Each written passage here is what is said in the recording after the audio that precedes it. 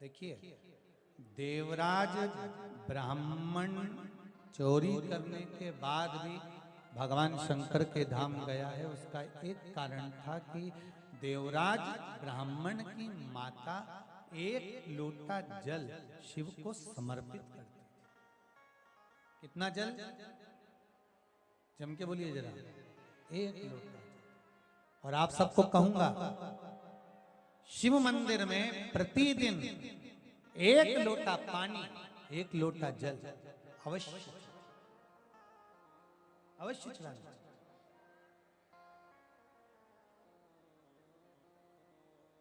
एक लोटा पानी भगवान शंकर को अवश्य। क्या होता है? 3 दोष समाप्त होते हैं एक लोटा पानी शिव जी को चढ़ाने से। 3 दोष। पहला पितृदोष, दूसरा वास्तु दोष और तीसरा कालसर्प दोष। जब हम घर में से जल लेकर जाते हैं तो हमारे घर का पानी जब जाता है तो घर का जो वास्तु केंद्र होता है वो रसोई घर होता है। रसोई घर में से जल ले जाकर शिव जी को चढ़ाते हैं तो उससे वास्तु दोष समाप्त होता है। दूसरे नंबर पर है पितृदोष। घर का जो मटका होता है, परिंडा होता है, हंडा होता है, वो पितरों का स्थान होता है। उस पितरों के स्थान पर जो जल भरा होता है उसमें से अगर भाग भगवान शिव को चढ़ाया जाए तो पितरों का देवता आर्यमा भगवान शंकर के कहने पर चलता है। इसलिए वो भाग जब शिव को प्राप्त होता है तो आर्यमा संतुष्ट होकर पितरों को भी फल प्रदान करता है। तीसरे नंबर पर कालसर्प दोष। भगवान शंकर को एक लोटा पानी अगर चढ़ा रहे हो, भगवान शिव पर एक लोटा पात्र जल का अगर चढ़ा रहे हो तो आपका कालसर्प दोष समाप्त। कालसर्प दोष होता कैसे? शंकर भगवान का चढ़ा हुआ जल तुलसी जी में चढ़ाने से पत्रिका में कालसर्प दोष हो जाता है। जैसे माँ जो होती है ना, घर की जो माँ होती है, अगर गर्भ में बच्चा है, गर्भ में संतान है, और वो शिव जी पर अगर एक लोटा पानी जैसे शंकर जी पर जल चढ़ाया, थाली में सारे भगवान को निला लिया, गणेश जी, देवी जी, शंकर जी, सारे देवताओं को एक ही थाली में रखकर स्नान कराकर वो शंकर का चढ़ा हुआ जल जब चढ़ाया जाता है तुलसी जी में ले जाकर लोग डाल देते हैं, उससे जो बच्चा जन्म लेता है उस बच्चे की पत्रिका में कालसर्प दोष आ जाता है।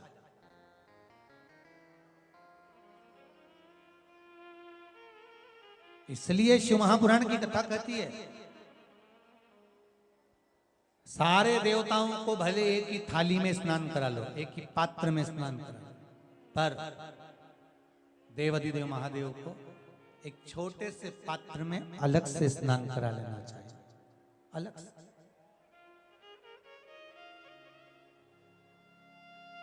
और उस पात्र का जल शिव जी को समर्पित करा हुआ जल तुलसी जी में नहीं डालना। तुम्हारे घर में जो पौधा हो, जो पौधा हो आपके घर में, आप उसको उसमें समर्पित कर दो। जैसे बेलपत्री चढ़ाने के बाद जल चढ़ाना या जल चढ़ाकर बेलपत्र चढ़ाना। एक पत्र है, बड़ा सुंदर है, छोटा सा भाव, प्रश्न अच्छा है, आप सबके हित का।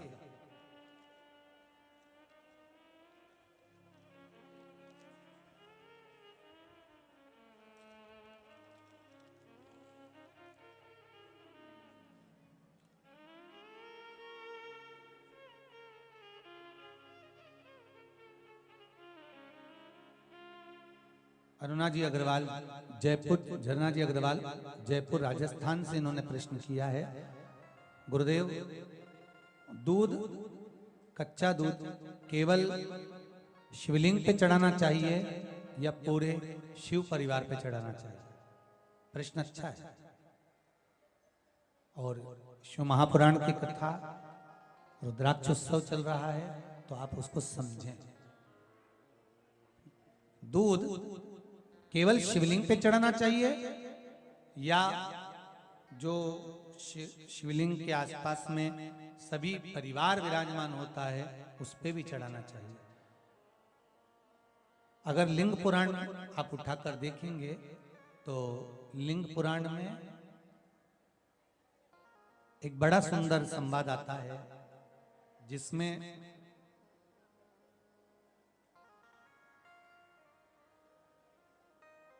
पीले कलर के शिवलिंग का वर्णन आता है। सफेद, लाल, पीला और काला, ये शिवलिंग का आपको पहले वर्णन करा। ब्राह्मण सफेद मट्टी का शिवलिंग बनाता है, वैश्य पीली मट्टी का शिवलिंग बनाता है,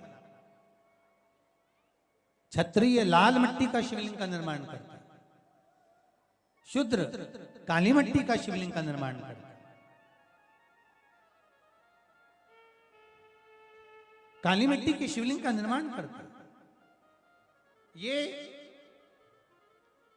जो वर्णन किया गया है कि उसमें लिंग पुराण के अंतर्गत एक पीले शिवलिंग का वर्णन आता है कि पीला जो शिवलिंग होता है उस शिवलिंग का भाव कितना सुंदर बताया गया है। उसमें व्याख्यान वर्णन में आप अगर पढ़ेंगे देखेंगे लिंग पुराण के अंतर्गत तो उसमें आता है कि दूध जब आप देव अधिदेव महादेव के शिवलिंग पर समर्पित करते हो तो शिव महापुराण की कथा कहती है, लिंग पुराण कथा कहती है, नर्मदा पुराण, स्कंद पुराण, पद्म पुराण, अग्नि पुराण, सारी पुराणे वर्णन करती है। वराह पुराण, ब्रह्मवेत्ता पुराण, ये जितनी पुराणे सब वर्णन करती है कि जब शिवलिंग पर हम दूध चढ़ाते हैं तो केवल शंकर भगवान के शिवलिंग पर दूध चढ़ा देने से संपूर्ण परिवार पर दूध चढ़ जाता है। अलग से हमें कहीं चढ़ाने की जरूरत नहीं,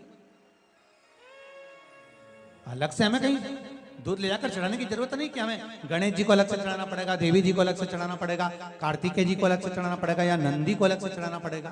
तो जो प्रश्न करा है जन्ना जी अग्रवाल जी ने, जयपुर राजस्थान से हैं, सुंदर प्रश्न करा है। और ये आपको ज्ञात होना चाहिए कि शंकर भगवान पर चढ़ाया गया थोड़ा सा भी दूध जल जो हम भगवान शिव को समर्पित कर रहे हैं वो केवल शिव के लिए नहीं रहता, केवल भगवान शंकर के लिए नहीं है, वो स्वयं 33 कोटि देवताओं को समर्पित हो जाता है। स्वयं 33 कोटि देवताओं को पहुंच जाता है।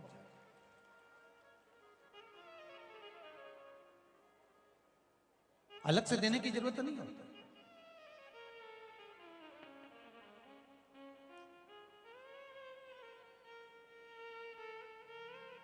महाराज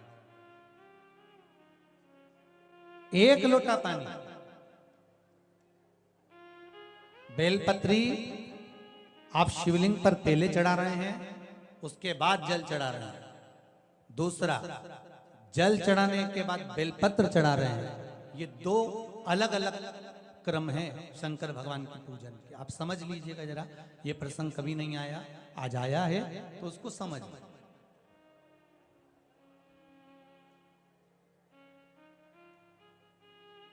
पहले बेलपत्र, उसके बाद में जल जो चढ़ाया जाता है ये रोग मुक्ति के लिए चढ़ाया जाता है। काय के लिए चढ़ाते हैं अपन? रोग के निवारण के लिए, रोग मुक्ति के लिए। जैसे कोरोना महामारी के अंतर्गत अपन सबने स्मरण किया ऑनलाइन शिव महापुराण में कि एक वर्णन किया था कि अगर ज्यादा स्वास्थ्य गड़बड़ हो रहा है तो एक लोटा दूध था और एक लोटा पानी बेलपत्र रखकर फिर चढ़ाने का उस समय पर वर्णन किया था। आप लोगों ने, कई लोगों ने उसको किया भी और उसका लाभ आपको मिला। उसी तरह आप शिव मंदिर में जाकर दर्शन करेंगे तो दो चीजें अपने को दर्शन करने को मिलेगी। एक भक्त आता है शंकर जी के मंदिर में, लोग भाव से पहुंचते हैं तो पहले वो क्या करते हैं, पहले बेलपत्री चढ़ा देते हैं फिर जल चढ़ा देते हैं। और एक भक्त जो शिव मंदिर में पहुंचता है पहले जल चढ़ाता है फिर बेलपत्र चढ़ाता है। दोनों का अलग अलग क्रम है, दोनों का अलग अलग भाव वर्णन है। पहला, अगर बेलपत्र चढ़ाया है और उसके बाद अगर शंकर भगवान पे जल चढ़ा रहे हो तो ये रोग मुक्ति के लिए होता है। जैसे बड़े रोग किसी को हो जाए, रोग किसी को घेर ले तो वो बेलपत्री चढ़ाने के बाद फिर जल चढ़ाएगा तो उसको रोग थम जाएगा और फिर वो रोग आगे नहीं बढ़ेगा, आगे नहीं बढ़ेगा। रोगों को थामने के लिए बेलपत्री पहले फिर जल। और जब कुछ कार्य के लिए आप, सिद्धता के लिए आप, अच्छे कार्य के लिए आप, मन की प्रसन्नता के लिए, आनंदता के लिए आप शिव आराधना कर रहे हो, आप शंकर की आराधना कर रहे हो, तो आप जल चढ़ाकर फिर बेलपत्री चढ़ाओ, उसका लाभ आनंद में। आपने जल चढ़ाया, उसके बाद बेलपत्र चढ़ाया।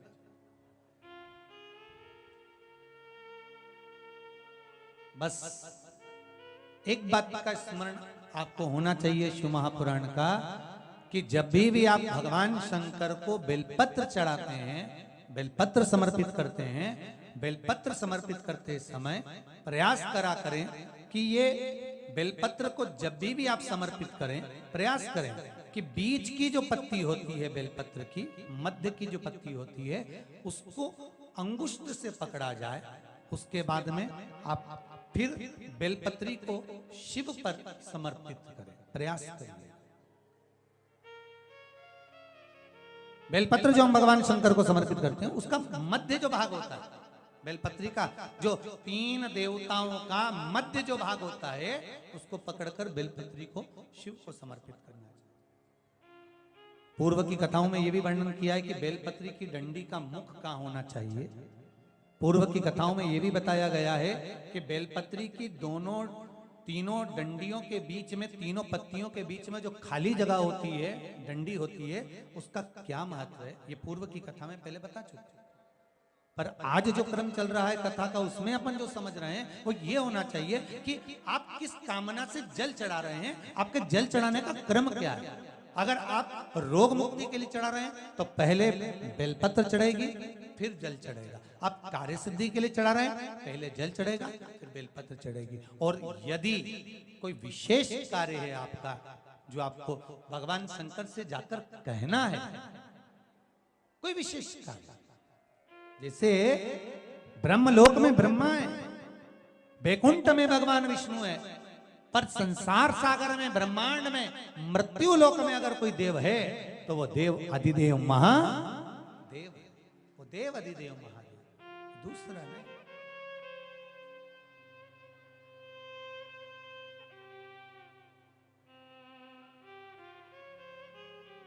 कोई दूसरा नहीं है। भगवान दया करना, मैं तेरे भरोसे हूँ। भोलेनाथ दया करना, मैं तेरे भरोसे हूँ। ना घर के भरोसे हूँ, ना परिवार के भरोसे हूँ। सब गाइए। ना घर के भरोसे हूँ, ना परिवार के भरोसे हूँ। भोलेनाथ दया करना, मैं तेरे भरोसे हूँ। भोलेनाथ दया करना, मैं तेरे भरोसे हूँ। जिसको एक भरोसा होता है शंकर का, भगवान का एक भरोसा होता है, दिखता नहीं है, दिखता नहीं है। ना इनके भरोसे हूँ, ना उनके भरोसे हूँ, ना इनके भरोसे हूँ, ना उनके भरोसे हूँ। भोलेनाथ दया करना, मैं तेरे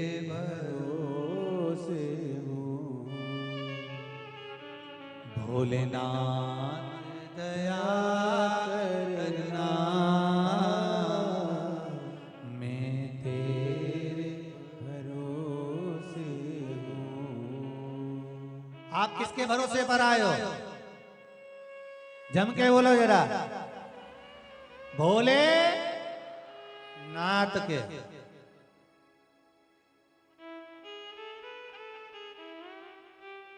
शिव के भरोसे, और जो उसके भरोसे पर रहता है फिर वो साधता है, उसको साधना होता। और देखो रे भाई, शिव साधे, भोलेनाथ दया करना, मैं तेरे भरोसे हूँ। देखिए, देवराज